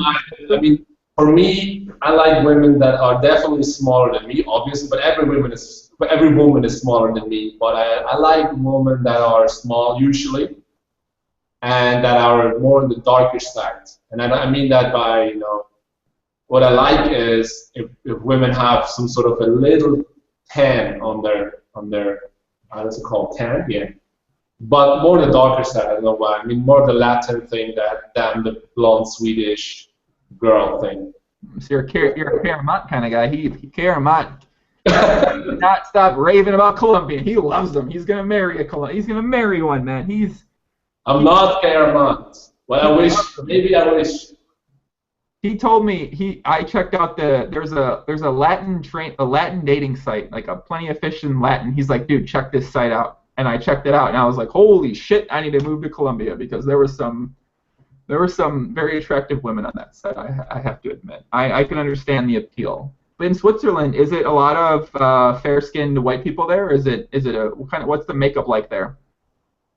I would say there are a lot of. It's pretty tough to say, actually. It's obviously more white, but there are still a lot of Latins from like Spain or Italia, and there are some from northern, but usually the guys from the north are not going to Switzerland to live there, and the guys from south, the poorer countries, are going to go to Switzerland to live there and work there. But which sounds pretty good, you know, all those Latins, but in Switzerland it's pretty cold, actually. Like, social interaction is pretty cold, because a lot of guys here put the women on pedestals, and then all this dynamic kind of changes where every woman feels like she's on a pedestal and untouchable and reachable. And then the guys get terrified even more, and all the dynamic, you know, the kind of dynamic. And then in Switzerland, it's actually not a very good place to go out to get women to know, get women to know, I guess, to call it. And so, that's like my experience. And the thing I heard from other guys, what's easier is if you just get into a social group anyway. So a lot of my friends are actually dancing, like salsa and tango and bachata and stuff like that. And if you're a dancer, actually, it seems like it's so easy. It's amazing. Well, that's why I started learning how to dance. My living room, if I could show the webcam over there, it's a dance studio. It's got mirrors and a dance floor, because that was one thing I thought. I was like, well, if I'm ever out at a music fest or a dance club, no one never doesn't like the guy that can dance. I mean, if you can dance, you're in shape. You're just like piling up the positives that go in your favor in the situation where you're trying to meet new people, even make new friends. It doesn't have to be you're trying to meet them to love them or to fuck them. You can just meet them to be friends with them and build a relationship and build a network. And actually, I'm a big fan of being friends with females. And I think if you're single, it doesn't matter what kind of age. If you're single, you should, and you want to get women, you should first of all start with getting women in general in your life. So you get women to know. You get to know how they think, what they like, how they are, and just as a friend. And then you get more experience with women very quickly, and those women are going to show you their girlfriends and so on. So it's a lot easier if you have women in your area, in your social circle, and then just a bunch of guys. Like, the worst thing is like 5 guys going out to the bar. This is the worst thing ever, to get women to know. It could be fun for guys only, but if you want to get women to know, you shouldn't go out with 5 guys, because all the guys are doing that, and probably women are going to think, well, this guy doesn't know any woman, he doesn't know how to interact with a woman, maybe he's some super creepy guy, but if they see you with some women talking, having fun, being on a friendship side, they think actually you have some social skills with women, and it's going to be a lot more comfortable and easier to get into interaction with them. And yeah, I mean, the barrier is just a lot easier this way. Damn it, JNandez. If we would have lived together somewhere for 6 months, we would never have moved, because the network that would have been established in that place would have been the most absurd network ever. But you're living together with your girlfriend, is that correct? No, we broke up. You broke up? Yeah. You told that already the last time. What happened? You broke up? Yeah, I mean, I don't know. Nothing I'll talk about on here. I'll talk to you about it later not on a podcast, because I'm gonna post it on Facebook and the conversation. Yeah, I just would rather.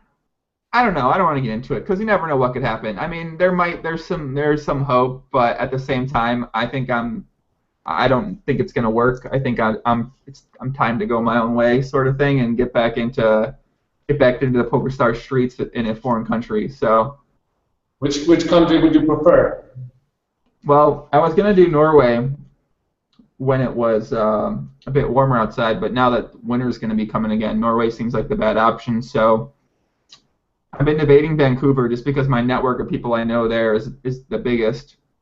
Just in terms of, there's a lot of bad influences there though, in terms of raging friends, unfortunately. How long can you, if you travel to Vancouver, how long can you stay there without them kicking you out? And it's pretty easy to get extensions there, provided you have enough income to support yourself. So I got 2 extensions last time I was there, and I know some people that are still there on extensions. So it's really, they don't mind if you take the legal avenues to stay there. They don't necessarily mind. So, I mean, I kind of do want to go to Norway or Sweden actually, because all the PLO regs are up there, and they all live by big towns. I mean, Oslo, there's a couple outside there. There's a Tilt Like Me lives goddamn right downtown Oslo. There's a couple in right outside Stockholm. Tilt Core lives over yonder that way. Obviously, you got Scarevoy and Dong P who live in Norway as well, who I would 100% be visiting while I was up there. Odson's somewhere around there. I don't know about if I'd visit him or not. I'm not. Who knows? We'll see. Basically, all the good players living there. Even the cleaner. The cleaner lives in Malta or Netherlands. I don't know. But he is from Norwegian. He's Dutch, Netherlands. No, yeah, he's Dutch, right? Him and yeah. Cleaner. We might have to get him on a podcast. He followed me. Amazing. Maybe now with the media anyway in the space, he's probably gonna accept being on the podcast, right? I don't know. Maybe. We got a lot of history. We got a lot of history with each other.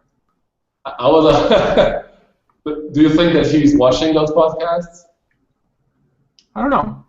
I mean, honestly, every high stakes player I've interacted with on 2+2 in private messages or on Facebook or Skype says they've watched podcasts. Like, they really enjoy the podcast. And I'm shocked because, so the other day I was going to do a video about the Daniel Negreanu prep bet.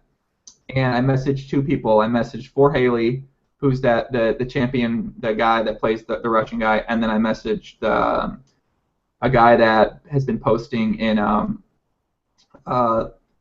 OTB Red Baron, who has a really epic 2+2 thread where he started at 500 Zoom and now he plays 500.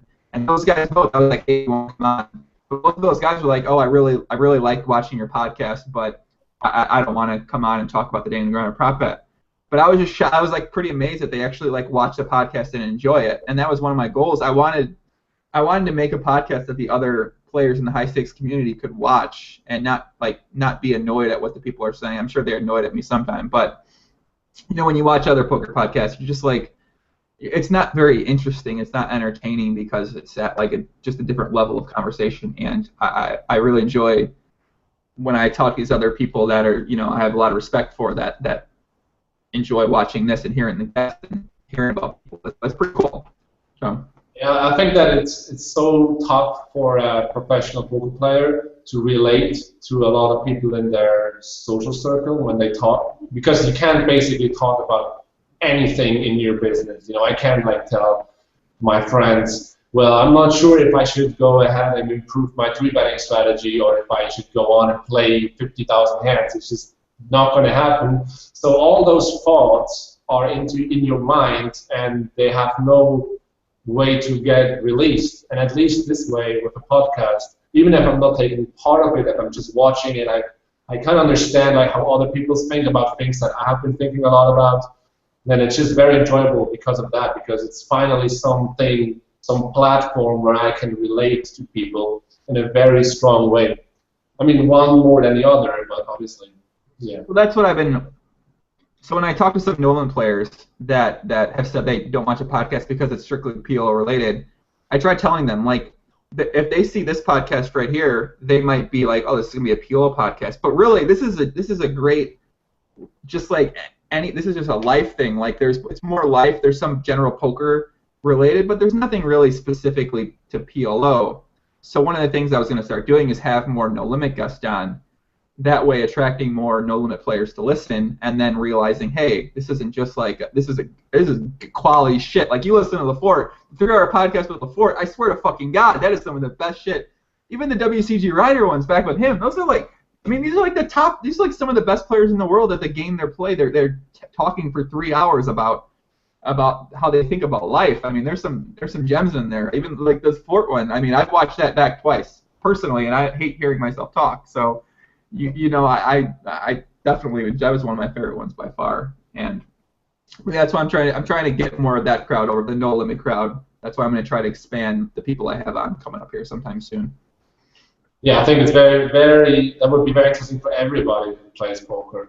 But maybe they're like scared of wasting their time. But then I don't get like they're spending all the time in the forums, but they could watch like LaFort talking 3 hours about, you know, interesting things that every poker player can relate to.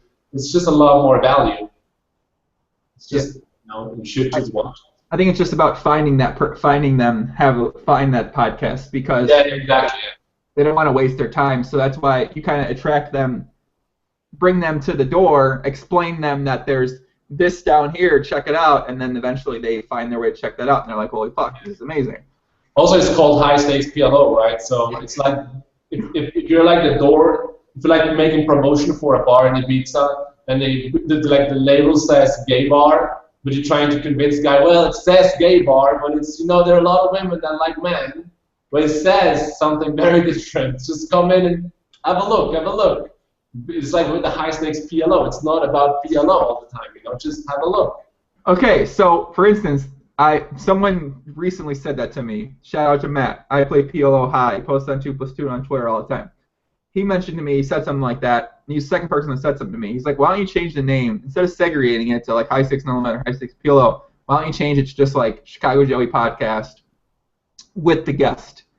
And so that's what I'm going to try doing. I'm going to try making, I have this one, it's just Chicago Joey. I'm probably like Chicago Joey Poker Podcast with the guest, a little bit about what the guest might play, and then maybe that might be a good way to call it a, in general, poker podcast then players from outside of PLO will be able to listen to. So, someone says, what about... Now, you opening up this podcast, obviously is gonna be I mean, the challenges are very different than you're used to, right? You have to think about the marketing thing and how people actually get to know the podcast, get into it and stuff. I guess that's also, you know, very interesting to get into something like your head into something totally new. Yeah, it's in a way it's challenging obviously on its own, but it's not something that's really super challenging. So like, what are the options? Like you try to make the most popular poker podcast. Well, I'm pretty sure it already is the most popular poker podcast. In the circle of people that I respect the most, it's the most popular poker podcast, which is what I'm not necessarily catering to the random, like the completely random people, although I really would enjoy those people listening, but ultimately I want my peers to enjoy it the most, the people that I've known for years and posted with for years. I want them to be able to enjoy it too. So once you reach that level, it's, well, what's the next challenge? Well, it's maybe you want to build, just see how big you can go, see how much big the base you can build, see what kind of sponsorship deals you can get. So I've already been able to parlay this into one sponsorship now that's probably going to be somewhat long-term-ish, but I think there's a lot of opportunities for that down the road too. And I mean, I don't know. You know, it's something I probably should focus more time into, but I certainly don't. I'm much more into playing poker and dieting and eating and gym and dancing and stuff. Are you actually thinking about, do you think that at some point you're probably going to quit poker and do something else? I mean, not at the level I'm at now. I don't think so. I think I would if I wasn't doing well. I would consider it, because as I posted on Twitter the other day, anytime somebody tells you they're thinking about quitting poker for some better opportunities, that just means they're not winning as much money as they used to win, or they're a losing player.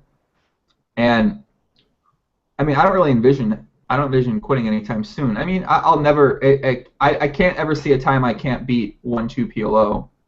And if I can't beat it at the tables, I'll just play a ridiculous amount of volume and make money from the rakeback or FPPs. Like I don't see how. I mean, if there's, I don't know, maybe it's, I don't want to say, don't say. I'm sure a lot of people said that before, but I'm not one of those guys that's going to be playing high stakes and then can't discipline themselves and drop back down and rededicate themselves to learning how to beat 50 cent dollar or 1-2. Like that's always going to be a strength of mine is to move up here, then go back down here and just fucking get after it. So I don't know. I mean, what do you think? Do you think you're going to see yourself playing poker for a long time?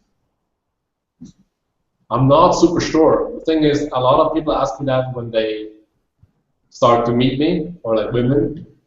And let's say it this way, doesn't make any sense to do anything else right now, right? Because I enjoy my life a lot, and I'm pretty happy so far. But I would say I'm not focused on the poker thing. I'm a lot more focused on being successful than being a poker player. So I think in my mindset, I can do a lot of things successfully if I want to. And when the opportunity is going to show up, or as you said, maybe if I feel like I'm not enjoying it anymore because I'm losing or I'm not winning player anymore, I think that I have the capacity or the ability to move into something completely new. Sorry, but what I don't want to do is I don't want to like wait until the end and then have like my last money and trying to do something new. What I want to do is I want to slowly drift into new things that interest me, like new projects that have nothing to do with poker maybe, by the time I get 30 or so, and just try to see if it's something for me or not. And then if I would like to quit poker as the main source of income, then I can just drift really like in a more smooth way to something new rather than just saying, well, I quit, I hate it, I look for something new. Because I think whenever you want to get away from something rather than going towards something, it's probably a bad attitude. So, do you have anything specific in mind that you're maybe looking toward to start maybe that business up sort of thing? The maybe doesn't exist right now, but something maybe in the future. I think it has to do with something that I enjoy a lot. I think what I enjoy a lot is everything that has to do with improving your life quality. So it goes into nutrition, into sports. It would go into something that has to do with beauty. I don't know, cosmetics or something like that. Just all the new stuff that people like, or like coaching, motivational, all those things that are going to improve your life. And more something on the lines of this one, of those things that I've already educated myself all the time, than something that I don't know anything about. I have to be passionate, and I already have to have some knowledge about it and believe that the thing is a good thing. Well, a lot of people, their normal answers to that is real estate or open a business. And they have some kind of business in mind, whether it's like a restaurant or something like that. But I feel like you actually in that, in a couple of years, I'm wouldn't mind transitioning away from poker if that's possible, but I'm not necessarily sure what it is. I feel like it'll evolve over time. It's not something I stress about either. It's something I try not to worry about. A lot of people stress about. They're like, all right, I need to find this other thing. I need to find something else to do. And right now, I'm just more of embracing what I have, which is I have poker, and then I started doing these podcasts from an entertaining perspective, which is a totally different perspective in poker. So instead of really thinking about how can I get out of poker, how can I fucking stop playing poker? When will my poker life end? Which I really think some people think about a lot. I'm just choosing to embrace the situation, make the best of it I can, and not worry about what's going to happen in 2 or 3 years, but just make sure I put myself in a good position financially, and the way I kind of build myself up to when I get to that point, I'll be able to kind of go here. That's exactly how I think. I think the worst that you can do is being in the worst state of mind is the state of mind where you are in fear of anything in life, actually. And being in fear, being afraid of something or a situation that could occur or something like that, is just the worst thing ever. So I'm not afraid of anything. The thing is, I don't believe in me playing poker. I believe in me as a person, my abilities to always take care of myself. I believe so strong in myself and my abilities that I'm not afraid of anything. It's a shitty life, actually, to be afraid of anything. So, I think that it's going to be tough, probably, it's going to be I don't know what, but I'm not afraid of going to path this way. So whatever happens, happens. And I think you mentioned something that's extremely important, is embrace the moment is so, so important. Don't always think about the future, tomorrow. Embrace the moment, be in the moment, enjoy it with all that comes with it, even if it's something painful. Enjoy it, learn from it, and then go on. But don't be afraid of anything, basically. That's what is actually one of the biggest challenges for myself personally at this moment, is to challenge myself, get into situations you're afraid. And there's a pretty famous quote that is called, do the thing you're afraid to do. And that I think is very true. So often the things that you're afraid to do are actually not that scary. So if I would try to explain to myself what is the worst case scenario that could happen with poker, let's say if poker is not legal anymore in my country, and I would think about it in a logical way, I would see that it's not that much to be afraid of. So I'm not afraid of whatever happens. Would something like skydiving be considered? Say you're scared to go skydiving. Maybe one of us might be scared to go skydiving. Me, maybe. Would that be so? If you fear something like that, is that what you consider the same thing, or do you consider more fearing that some people are scared that they won't be able to achieve the results they want to achieve, nutritional-wise or gym-wise, so instead they don't work at it because they're scared of putting. Actually, I thought about jumping from.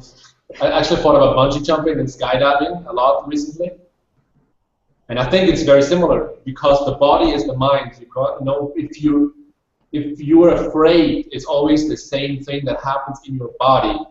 So when it doesn't matter what you're doing to overcome it at some point, just going through this phase of feeling fear or being afraid and still doing it is going to help you and to do it more often, to get used to it. Even if it's bungee jumping today and opening a business tomorrow, it's just about the feeling that gets into your body where you're afraid of something and then you can't move and you still do it. If you get used to it, it's going to occur less often, and then your body's going to get used to it, your mind's going to get used to it, and you're going to do a lot more things that you were afraid of before, and you're still going to do it. So it sounds like by that logic, I should jump on a plane. Let's say if you think you can jump and embrace the moment afterwards a while, or be proud of yourself, or think you can like learn the lesson, then you should, of course you should do it. Like, I mean, the worst thing that can happen is you just die. Right? That fall though, that fall, you have to look. You're looking down. You're. It's like I have to open the door. Okay. Got some people in the live stream. What up, Bob Singh? Nice to see you again, my friend. Seriously serious. My dear friend, I know you should be working right now. I'm not sure what you're doing in here. Go work. Stop talking about Taylor Swift's new video. Jeez. What up? What's LaFort's diet in a nutshell? You get to message him. He's got a pretty complex diet. He eats all the time. Rehab night. How are my gains since the LaFort episode? My diet's gotten a lot better. I've got a lot more leaner, but I cut out most of my bad carbs, and I've been losing weight, unfortunately. JNandez, how long have you been playing 1-2 for? He's been playing 1-2 for. He started playing at his beginning of his PLO career, and then he quickly moved up to 2-4, and he's been playing that for the past three plus years. Actually, what happened is that I was studying economics, and at the same time I was playing poker a lot. Mm-hmm. And eventually I decided that I want to be successful so bad, and it's not working out because I always think about the other thing. It takes a lot of my time. So I said I need to make a decision. And at the time I was living with my parents, or they financially helped me to live in a very small apartment near my college near the university. And then I just told them I'm going to play poker, and they were okay with that because they knew that I'm not the person who goes away from one situation, university. I'm going towards something, and I'm not gonna hang myself out there. I'm just too eager. I'm just too motivated to do something. And then I so-called burned the bridge and signed off for the university, and I said I'm going to play. And actually what's pretty crazy about it, quote unquote, is that I said, I'm going to be a professional poker player. I'm going to start right away with PLO, although I didn't have much clue about PLO at this time. Someone asked a specific workout question during that. I was thinking this is reaching about 2 hours.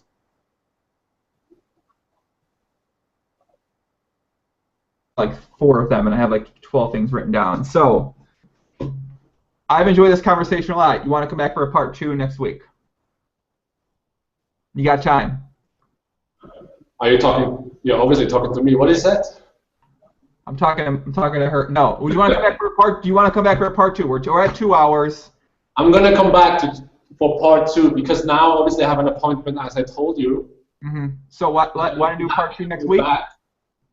To be back at the podcast, of course, and then we can like talk about other strategies if people are interested, obviously. Cool. Yeah, I think what's going to happen is that I don't want to make this too long. I think people are going to check it out. They're going to really enjoy it. They're going to want to hear more. And then we'll set up a date, maybe next week if you got time. I don't think I'm traveling. I might though. But we'll wrap this up now. For everyone, all the comments, we got some great questions, and I think we were able to get to most of them. If we didn't, you can go ahead, at me at Twitter or at Fernando at JNandez1, or you can post on the NVG thread or in the I guess post in the NVG or the PLO thread, or message me if you have any questions that you want to have them asked, because obviously we've talked about a lot of different things this time than I normally talk about in a lot of these things, and Fernando said a lot of different things that I'm sure a lot of people are going to have questions about. So if you have any questions, we'll get to them next time. And that's it then. That's it. All right, JNandez, thank you, my friend. Guys in the live stream, thank you so much for tuning in. The viewer count's been rising, and I appreciate you guys all coming. We'll be back soon. Guys, Freddie, good luck on your skydive. I hope you don't die. Mason. Have a good time. Thank you for having me. Bye-bye.